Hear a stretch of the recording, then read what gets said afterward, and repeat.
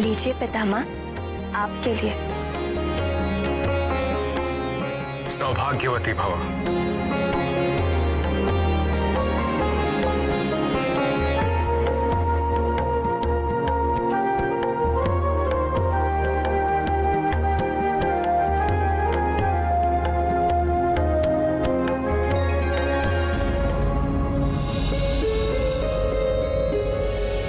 वानरराज, युवराज कहाँ है? यही तो है, अभी तो लिटाया मैंने।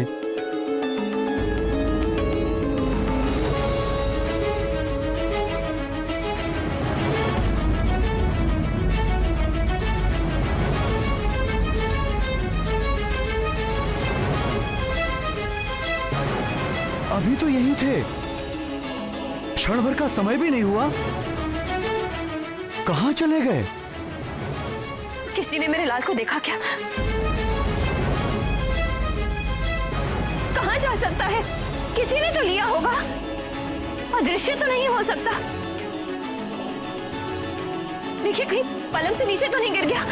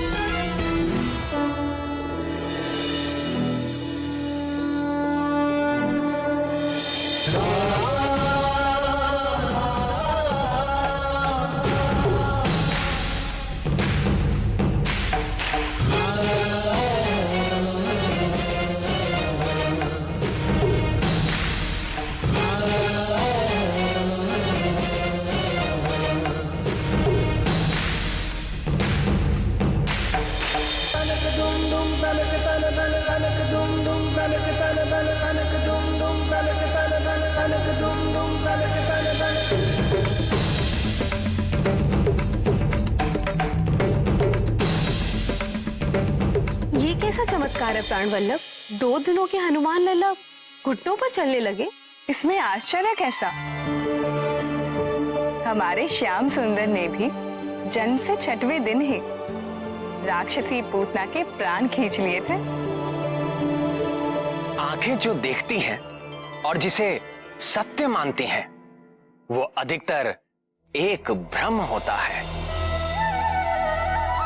सर्वव्यापी भगवान शंकर अपनी 8 मूर्तियों के रूप में इस जगत के हर तत्व में वास करते हैं।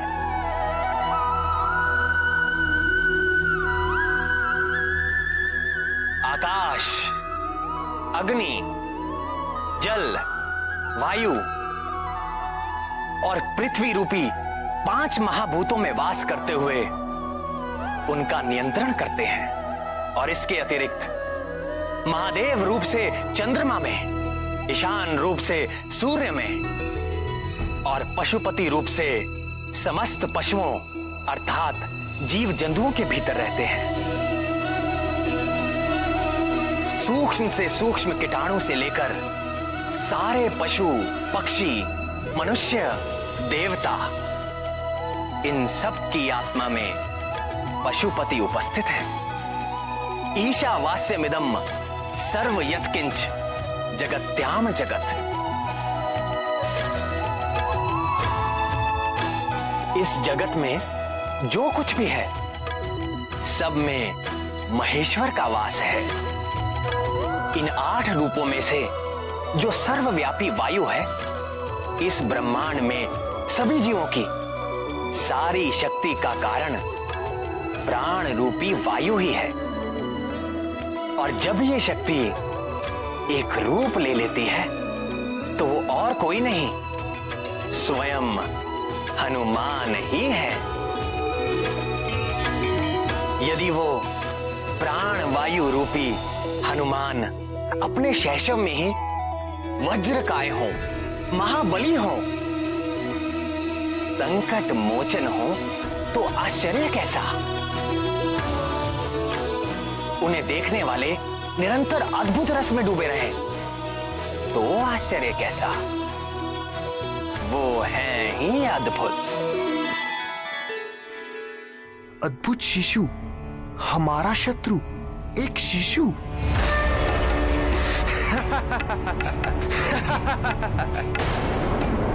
वाली भैया, मुझे आपसे ये आशा नहीं थी। अब आप शिशुओं से भी प्रतियोगिता करने लगे। ये कोई हंसने की बात नहीं है सुग्रीव। वो मरकट कोई साधारण शिशु नहीं है।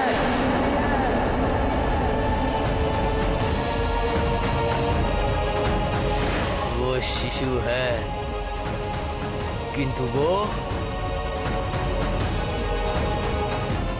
मायावी शक्ति संपन्न है। मायावी है तो भी न जाने कितने यक्ष राक्षस आदि घूमते रहते हैं, सब तो हमारे शत्रु नहीं हो जाते। और फिर एक शिशु।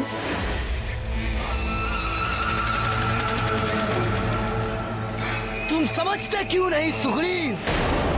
तुम मुझ महानतम के निर्णय पर संदेह कर रहे हो। तुम्हें क्या लगता है मैं महानतम अकारण किसी अजन्मे शिशु के प्राण लेने का प्रयत्न करूंगा? नहीं वाली भैया, मेरे कहने का ये अर्थ नहीं है।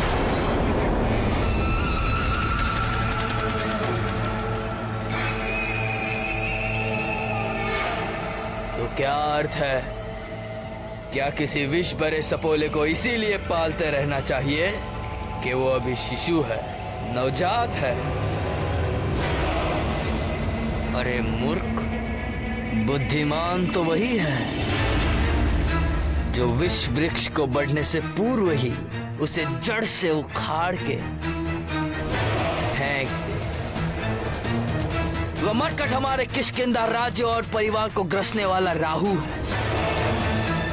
यदि हमने उसका नाश नहीं किया तो वो हमारा विनाश कर देगा।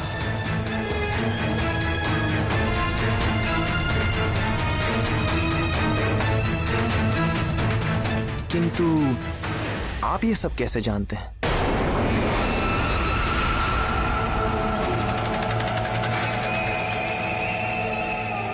स्वयं देवर्षि नारद जी ने मुझ महानतम को यह सूचना दी।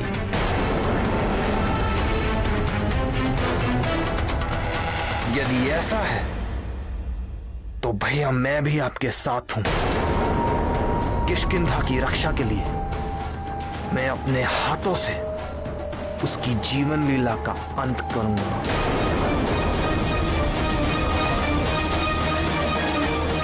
आप जब कहें तब मैं चलने के लिए प्रस्तुत हूं। कब चलना है? कल भोर में ही।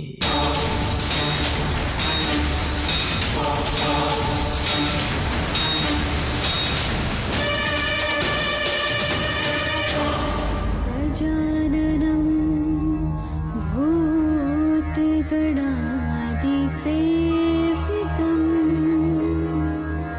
गजाननं भूतगणादिसेवितं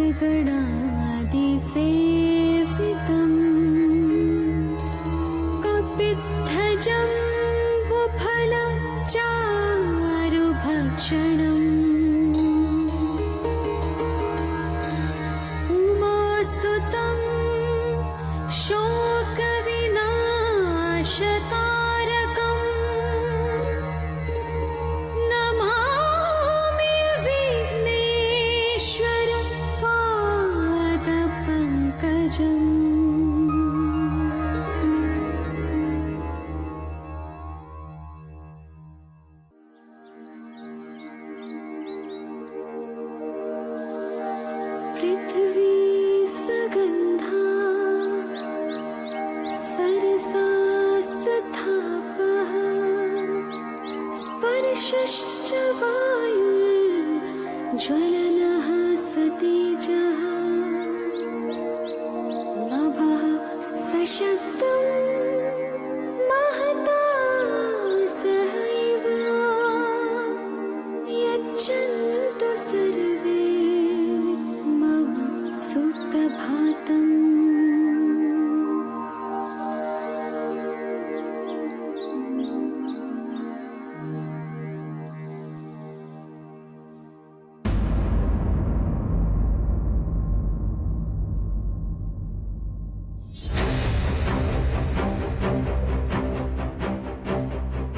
सोच कह रहे हो भैया, फिकर चलता है। अरे बुद्धिहीन, यदि किसी सैनिक ने हमें देख लिया तो पकड़े गए तो बंधक बना के रख लिए जाएंगे, और पहचाने गए तो भैया मैं सोच रहा सोचने का काम तुम मत करो सुग्रीव, वो तुम मुझ महानतम के लिए छोड़ दो। तुम केवल मेरी आज्ञा का पालन करो, समझे? जी भैया। भैया मेरे मन में एक विचार।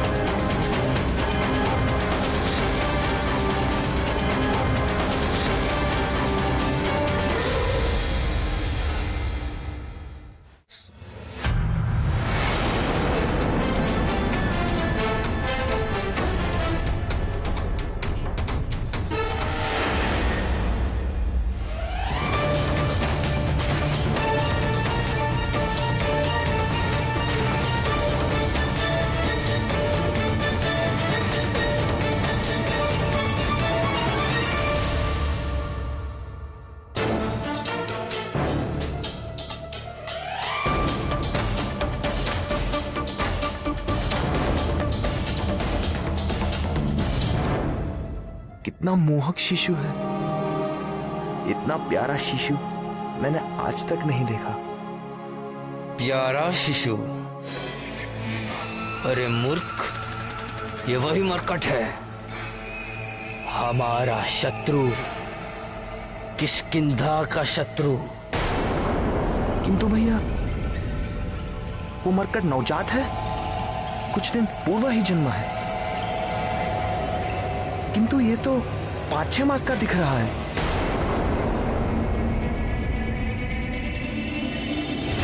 ये तो सचमुच 6 मास जितना बड़ा है, किंतु ये कैसे संभव है? इसके जन्मे तो 5 दिन भी पूरे नहीं हुए।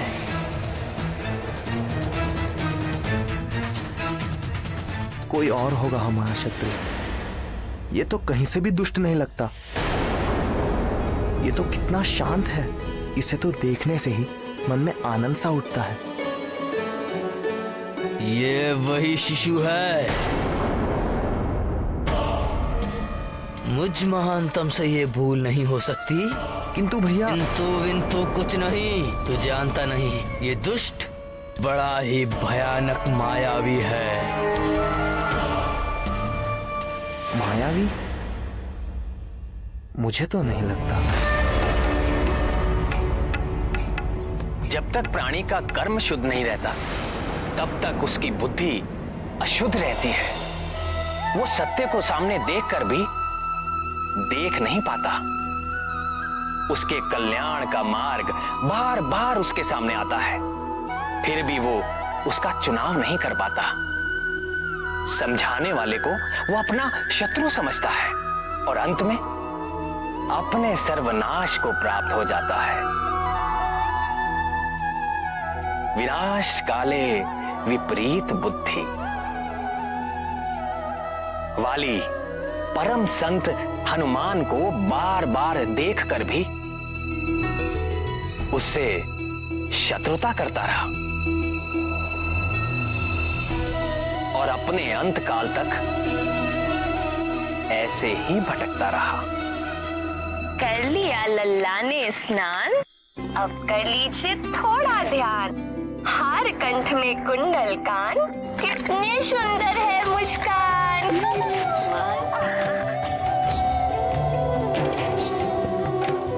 महारानी जी, आप कुछ खा लीजिए।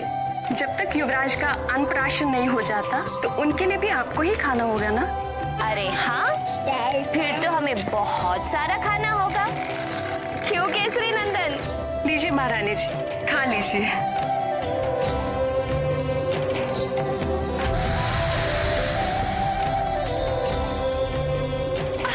नहीं नहीं नहीं, अभी नहीं।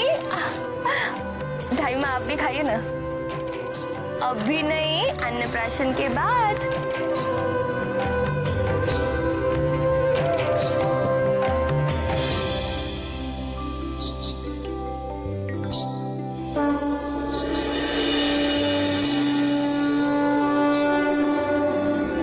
भैया, ये तो घुटनों के बल चल रहा है और आप कह रहे हैं कि 6 दिन का भी नहीं है।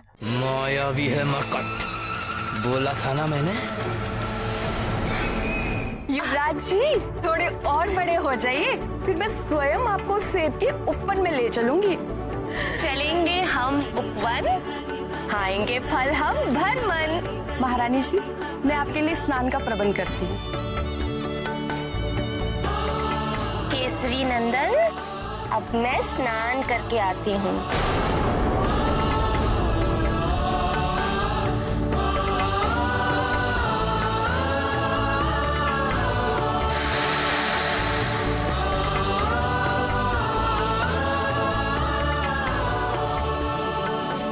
अब माँ जा रही है करने स्नान और आप कीजिए कुछ क्षण आराम। चलो चलो लेट जाओ।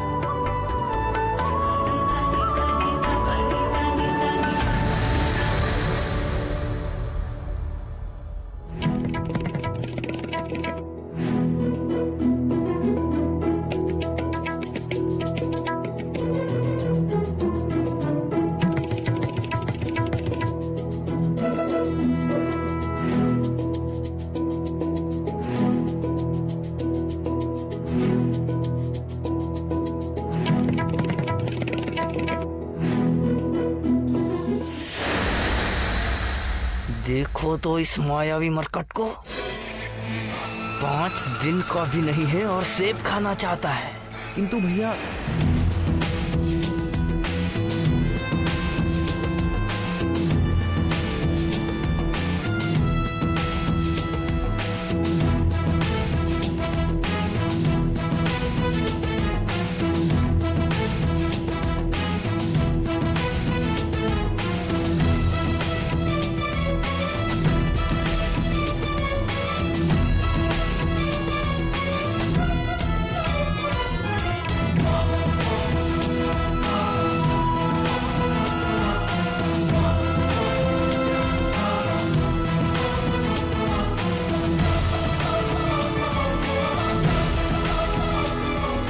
महादेव, भैया ये तो खड़ा भी हो गया।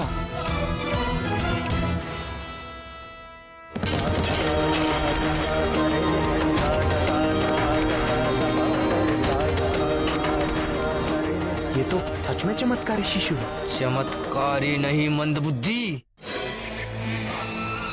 मायावी। स्वयं देवर्षि नारद जी ने मुझे कहा कि ये मरकट तेरे पतन का कारण बनेगा। मेरे होते हुए आपका पतन? कभी नहीं।